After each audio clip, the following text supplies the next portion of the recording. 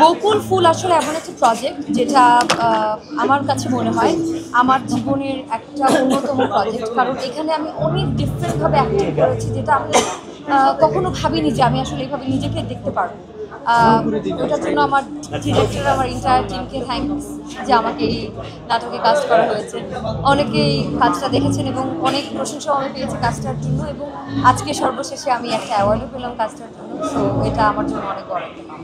মাইকে রিসেন্টলি দেখা যাচ্ছে প্রতিটা নাটকে নিজেকে ভাঙছে বা ব্রিডিং এর জায়গায় একটা ক্যারেক্টার শুরুর দিকে যে জায়গাটা ছিল যে অ্যাক্টিং, এই জায়গাটা আসলে কেন কোন জায়গা থেকে বেছে নিলেন বা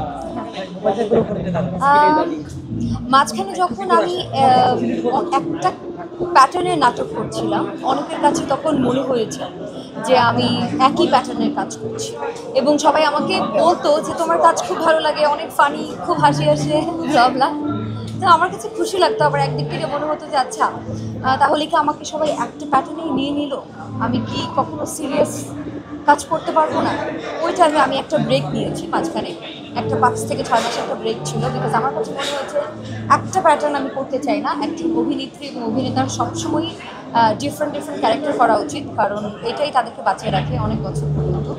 সো এই কারণেই ব্রেকটা নিয়ে এবার আমি একটু ডিফারেন্ট ক্যারেক্টার এক্সপ্লোর করার ট্রাই করছি, যাতে আমি নিজেকে ডিফারেন্টভাবে দেখতে পারি, প্লাস মানুষও আমাকে অন্যরকমভাবে দেখতে পারে। আমি জার্নিটা সবারই একটা সেই জায়গা থেকে অনেক আগে থেকে আপনাকে চেনে সবাই, আজকের এই অবস্থানে ভাই এই জার্নিটা ছোট করে একটু যদি বলতেন। স্ট্রাগলিং তো অনেক বছরের। অনেকেই বলে যে আমি অনেক কম টাইমে তুমি পপুলারিটি পেয়েছো, বাট ব্যাপারটা একদমই এরকম না। নাটক হয়তো আমি শুরু করেছি 4 বছর হয়েছে, বাট আমি মডেলিং করি অনেক বছর থেকে। আমি 2014 থেকে যেহেতু কম্পিটিশন থেকে এসেছি, তখন থেকে মডেলিং করি, তারপর নাটকে আসা। সো 14 থেকে এখন 2025, ইটস আ লং টাইম। অনেক হার্ডওয়ার্ক অফকোর্স করেছি, এটার পেছনে অনেক ডেডিকেশন ছিল এবং অনেক মানুষের সাপোর্ট ছিল। সো এই জন্য হয়তো অনেকটা ইজি হয়েছে আমার পথ। So it was a big struggle. সাকসেসের জন্য ভাইয়ের আসলে মূল মন্ত্র কি ছিল? আমার কাছে মনে হয় যে এখনও মানে সাকসেস, হ্যাঁ পপুলারিটি পেয়েছি, বাট আমি এরকমভাবে আসলে এই জায়গাটাতে একটা জায়গা, নাম একটা ক্রিয়েট করতে চাই নিজের, যেটা আজকে থেকে 25 বছর পরে যখন অন্য একটা জেনারেশন আসবে তখনও যাতে বলে যে হ্যাঁ উনি ভালো অভিনয় করতেন। এরকম একটা জায়গায় নিজেকে আমি দেখতে চাই। আমার কাছে মনে হয় এখন পর্যন্ত যে সাকসেস আমি পেয়েছি, it's nothing compare to that. So I am waiting for that kind of a success. আপনার নাটক ওপার বাংলার তো অনলাইনে এটা কি আপনি খেয়াল করেন? হ্যাঁ, আমি কমেন্টস পড়ি অনেক। কলকাতা থেকে অনেকে কমেন্টস করে মাঝে মাঝে, সব পোস্টে, ভিডিওতে, নাটকের নিচে আমি মোস্ট অফ দ্য টাইম আমি কমেন্টস করি। সো ভালো লাগে দেখতে যে ডিফারেন্ট একটা কান্ট্রির মানুষ আমাদেরকে চিনছে, আমাদের কাজকে সম্মান করছে।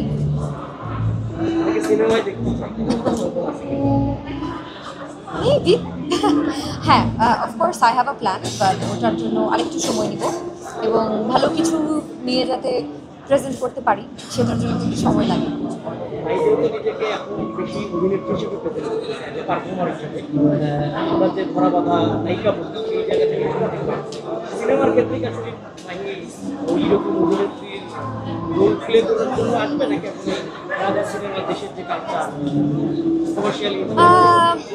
আমি কোনোটাতেই মাইন্ড করবো না যে আমার স্ক্রিপ্ট, আমার টিম, আমার কো অ্যাক্টর সবাই ভালো হয়। I would not mind any character would be okay, but depends on the